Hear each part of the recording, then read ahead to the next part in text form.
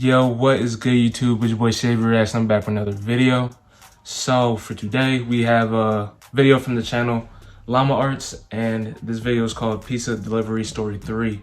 I'm not sure if we reacted to the other pizza delivery stories, but that's okay because this is the newest one, so I'm just gonna watch that anyway.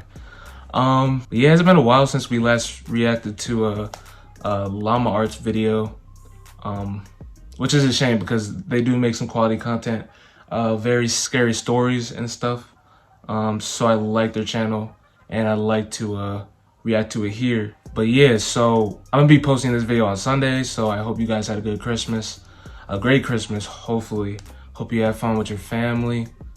Got some good presents, you know what I'm saying? Hopefully I got some good presents, but I hope you guys got some good stuff as well. But yeah, I don't want to talk too much because I want to get right into the video because it's like 9 minutes. So yeah guys, before we get in this video, make sure you like, comment, subscribe, and turn that post notification button so you get notified every time I post a video. And let's get right into this reaction, man. Let's go. Pizza Delivery Story 3. Twice a week. This happened in April of 2021. My region hadn't been hit so hard by COVID, so most aspects Oh, this takes place in COVID. I had graduated in 2020 and I needed a job. I was 18 at the time, almost 19. I wasn't studying and I didn't know what the hell to do with my life. So in March, I got a That's job relatable, at Pizza to be Hut as honest. a delivery driver and kitchen hand. The night seemed normal. It was one of those days that didn't seem like anything interesting would happen, but those are always the days when the unexpected happens. Sex? You know? It was around 10:30 on a Saturday night. We closed at 11, so it was just me and my boss during the last hour. As usual, we got a late order. It was close, and I had finished mopping and sweeping the floor, so it was no hassle. My boss was always prepared for a million orders to come at the last minute, so he asked me to do it as fast as possible. The restaurant was located in a plaza on the main road. The traffic was consistently heavy. There has to be a rule on that. Like, if it's like super late and you're delivering pizzas, like, I don't know, it seems kind of dangerous for the person working and that has to drive over the pieces. That does not seem safe, but maybe there isn't a rule, which is should be changed, but that's just my opinion. Saturday, so I avoided the main road and took the side exit. Even though the plaza was in one of the busiest parts of town, this street, however, was always so dark and empty. That's what I'm talking about. This street was also really long, so all you could see were the traffic lights about 500 meters ahead. Something was confusing me though, like my eyes were playing tricks on me. There was this black shadow blocking part of the lights, and there was this metallic object shining in the light above, bobbing up and down like it was floating. As I got closer, I could see the bottom of this dark silhouette. It looked like it was walking. I realized it was some drunk idiot dressed in all black walking on the road. Or is it? Or so I thought. I couldn't entirely see them, and I didn't know what they were carrying. So I approached with caution, preparing to brake or swerve. I got close enough to see this person was dressed in a long coat with a hood similar to a cowl, which is unusual where I live. I turned my car lights on bright and honked my horn, hoping that they'd move to the side or something, but they didn't even flinch. It's probably crackhead. Finally, I got close enough to see that it was some asshole dressed as Death, carrying a scythe. Oh god. Something was odd though. People, even if they are on the sidewalk, usually look over their shoulder at an approaching car, but they didn't. As I drove past, however, maybe they're just really in character. Ever so smoothly looked right into the window of my car on the driver's side. It gave me such a fright, like when people clap in your face. I passed them too quickly to see their face, let alone see what gender they were. After I passed, I'm not even worried about all that, to be honest. Mirror, trying to see them. I'm not trying to find out. It was so dark. I stopped at the traffic lights, and that's when I started to panic. I remember those scary clown guys who used to block people's path and tap on car windows. It's getting me stressed. I went through the red. No one was on this road anyway. I pulled over to the side and tried calling the cops at the station, just in case somebody hits them, but no one answered. I remembered my boss told me to hurry, so I just went on with the delivery. This guy's a really good person, because if it was me, I would not be worried about that person. I would just keep going. But hey, that's him, and that's me, so.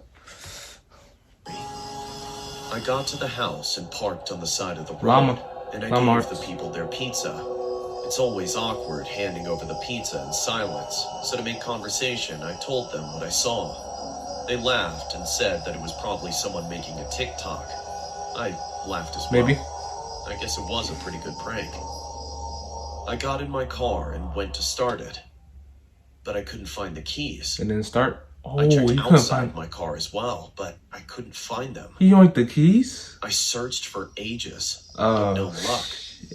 I started to panic and kept thinking about that person I saw on the street. And the art's really good. I jumped into my car and locked it from the inside. I almost started crying when I heard jingling.